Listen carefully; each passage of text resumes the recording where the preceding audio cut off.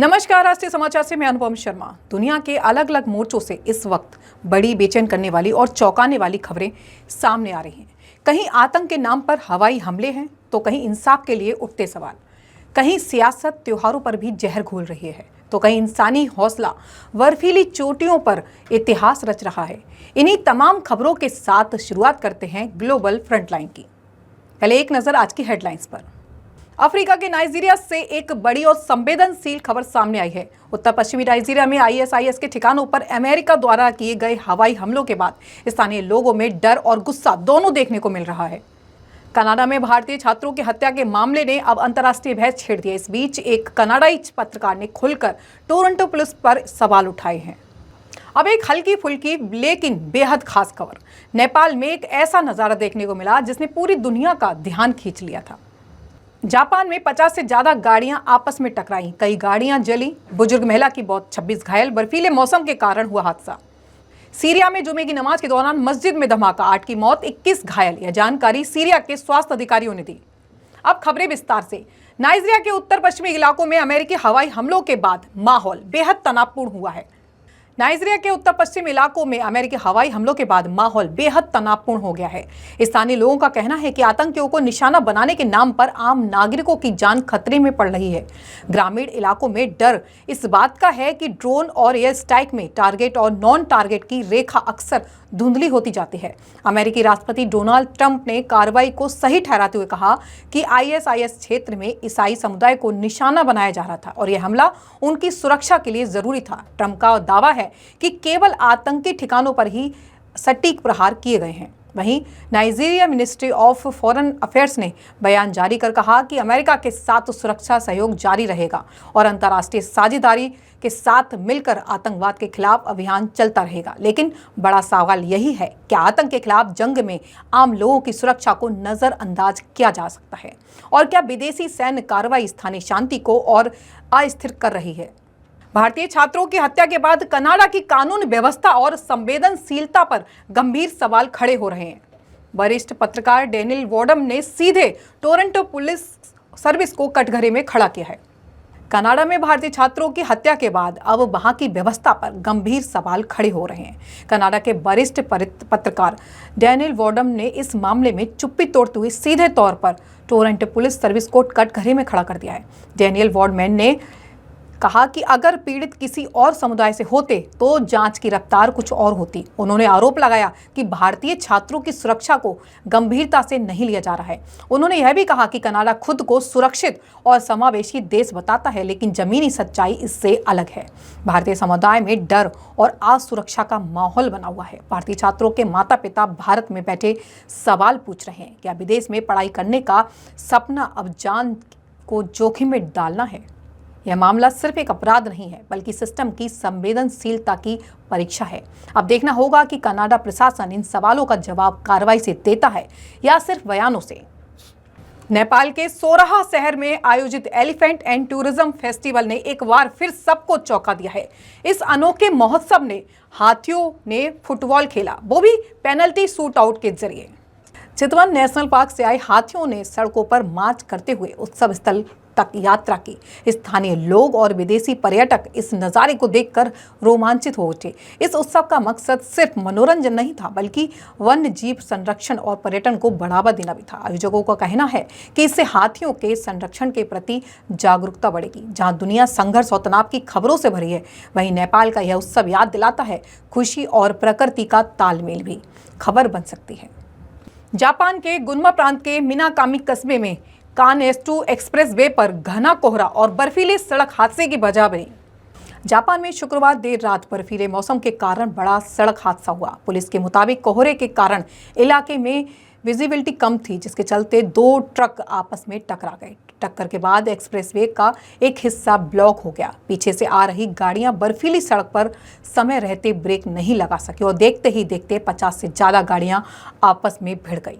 टक्कर के बाद गाड़ियों में आग लग गई। हादसा गुन्मा प्रांत के मिनाकामी कस्बे में कानएत्सु एक्सप्रेस पर हुआ। इसमें 77 साल की बुजुर्ग महिला की मौके पर ही मौत हो गई, जबकि 26 लोग घायल हो गए। हादसे के वक्त देश में साल के अंत और नए साल की छुट्टियों को लेकर भारी ट्रैफिक था। बांग्लादेश के फरीदपुर जिले में एक ऐतिहासिक स्कूल की 125वीं वर्षगांठ के समापन समारोह के दौरान हिंसा भड़क गई। बांग्लादेश के फरीदपुर जिले में शुक्रवार की रात डिस्ट्रिक्ट स्कूल की 150वीं एनिवर्सरी के समापन समारोह के दौरान हिंसा हो गई। समारोह में मशहूर रॉक सिंगर जेम्स नागरवाउल का कॉन्सर्ट होना था, लेकिन इससे ठीक पहले भीड़ ने पथराव शुरू कर दिया। यह घटना रात करीब 9:30 बजे हुई, जब जेम्स मंच पर आने वाले थे। आयोजकों के अनुसार कुछ बाहरी लोग जबरन कार्यक्रम स्थल में घुसने की कोशिश कर रहे थे। रोकने पर उन्होंने ईंट, पत्थर और कुर्सियां फेंकना शुरू कर दी। मंच की ओर बढ़ने लगे। इसके बाद प्रशासन के निर्देश पर कॉन्सर्ट रद्द कर दिया गया। घटना में 20 लोग घायल बताए जा रहे हैं। ज्यादातर घायल स्कूल के छात्र हैं, जिन्हें सिर और हाथ पैर में चोट लगी है। मौके पर मौजूद छात्रों ने और स्वयं सेवकों ने स्थिति संभालने की कोशिश की, जिसके बाद हमलावर पीछे हटे। स्थिति बेकाबू होते देख फरीदपुर जिला प्रशासन ने तुरंत हस्तक्षेप किया। रात करीब 10 बजे आयोजन समिति के संयोजक डॉक्टर मुस्तफिजुर रहमान समीम ने मंच से ऐलान किया कि कानून व्यवस्था बनाए रखने के लिए जिला उपायुक्त के निर्देश पर जेम्स का कॉन्सर्ट रद्द किया जा रहा है। जेम्स और उनके बैंड सदस्यों को सुरक्षा घेरे में सुरक्षित बाहर निकाला गया। किसी कलाकार को चोट नहीं लगी। बताया जा रहा है कि स्कूल की स्थापना ब्रिटिश शासन के दौरान हुई। वर्षगांठ कार्यक्रम था और प्रचार और मीडिया उप समिति के संयोजक राजीवुल हसन खान वहां मौजूद थे। हसन खान ने कहा, हमने जेम्स कॉन्सर्ट को सफल बनाने के लिए पूरी तैयारियां की थी, लेकिन इस अचानक हमले से हम सभी हैरान हैं। हमें नहीं पता कि यह हमला किसने और क्यों किया। उन्होंने आगे कहा कि स्थिति को और बिगाड़ने से रोकने के लिए कार्यक्रम रोकना पड़ा। फरीदपुर जिला स्कूल इस क्षेत्र के सबसे पुराने सरकारी संस्थानों में से एक है, जिसकी स्थापना 1840 में ब्रिटिश शासन के दौरान हुई थी। ब्यूरो रिपोर्ट, राष्ट्रीय समाचार। विदेश मंत्रालय के प्रवक्ता रणदीप जायसवाल ने कहा कि हिंदू युवक दीपू चंद्र की निर्मम हत्या को नजरअंदाज नहीं किया जा सकता। भारत बोला, बांग्लादेश में हिंदू की हत्या नजरअंदाज नहीं कर सकते। हत्यारों को जल्द सजा मिले। विदेश मंत्रालय बोला, भगोड़े ललित मोदी माल्या को वापस लाएंगे। भारत ने बांग्लादेश में जारी अशांति और अल्पसंख्यकों पर हो रहे अत्याचारों को लेकर चिंता जताई है। विदेश मंत्रालय के प्रवक्ता रणदीप जायसवाल ने कहा कि साप्ताहिक प्रेस ब्रीफिंग में कहा कि हिंदू युवक दीपू चंद्र दास की निर्मम हत्या को नजरअंदाज नहीं किया जा सकता। जायसवाल ने कहा कि हम ढाका में हिंदू युवक की हत्या की निंदा करते हैं और उम्मीद करते हैं कि अपराधियों को जल्द से जल्द सजा मिलेगी। विदेश मंत्रालय के प्रवक्ता ने यह भी कहा कि सरकार ललित मोदी और विजय माल्या को वापस लाने के लिए काम कर रही है। उन्होंने इसके अलावा कई सवालों के जवाब दिए।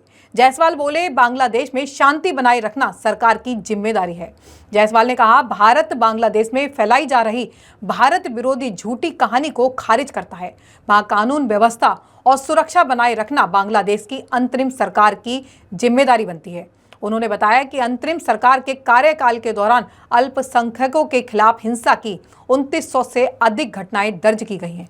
इन घटनाओं को महज मीडिया की बयानबाजी या राजनीतिक हिंसा कहकर खारिज करना बहुत ही गलत होगा। बांग्लादेश में हो रही घटनाओं पर भारत की नजर है। जायसवाल ने आगे कहा कि भारत बांग्लादेश के लोगों के साथ अपने संबंधों को मजबूत करने के लिए प्रतिबद्ध है।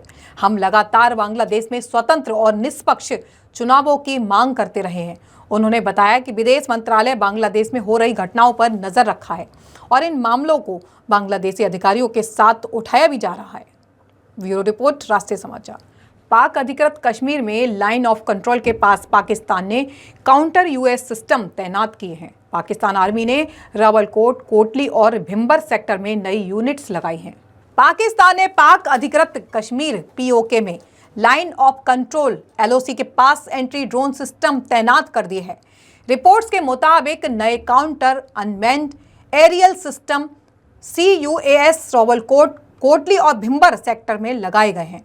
काउंटर अनमैन्ड एरियल सिस्टम वह तकनीक है जो दुश्मन के ड्रोन को पहचाने और ट्रैक करने के लिए उन्हें जैम या मार गिराने के लिए इस्तेमाल की जाती है।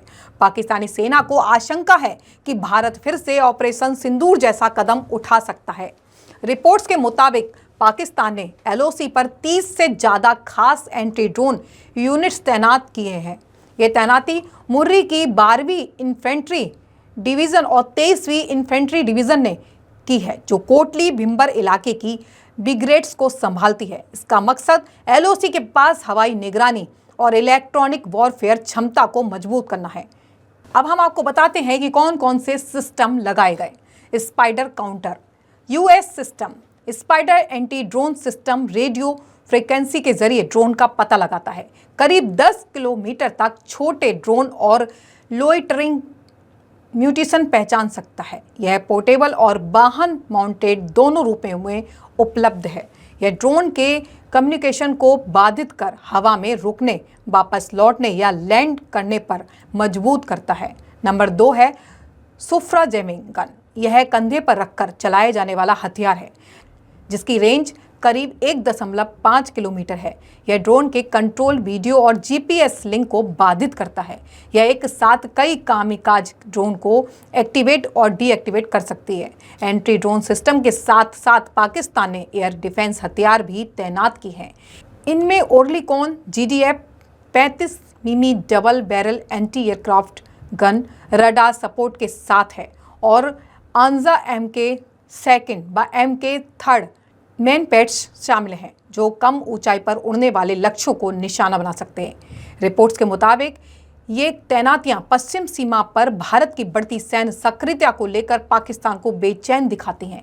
इसी बीच पाकिस्तान, तुर्की और चीन से नए ड्रोन और एयर डिफेंस सिस्टम खरीदने पर भी बातचीत चल रही है।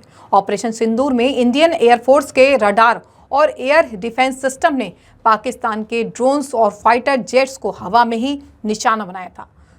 सुदर्शन मिसाइल सिस्टम के जरिए लगभग 300 किलोमीटर दूर उड़ रहे एक हाई वैल्यू एयरक्राफ्ट को भी मार गिराया था। ये एयरक्राफ्ट या तो इलेक्ट्रॉनिक वॉरफेयर सिस्टम से लैस थे या airborne early warning control system से। इसके अलावा राफेल और सुखोई 30 ने पाकिस्तानी सेफ सेंटर हैंगर को निशाना बनाया था जिसमें मेड इन चीन विंग लुंग ड्रोन तबाह हुए थे। ब्यूरो रिपोर्ट, राष्ट्रीय समाचार। आज की ग्लोबल फ्रंटलाइन यही बताती है कि दुनिया के अलग अलग कोनों में चुनौतियां अलग हैं लेकिन असर वैश्विक है। कहीं युद्ध और सुरक्षा के सवाल हैं तो कहीं इंसाफ की मांग, कहीं प्रकृति की मार और कहीं इंसानी हौसले की जीत। इन्हीं खबरों के साथ हमें इजाजत दीजिए। नमस्कार। देश दुनिया की बाकी खबरों के लिए देखते रहें राष्ट्रीय समाचार।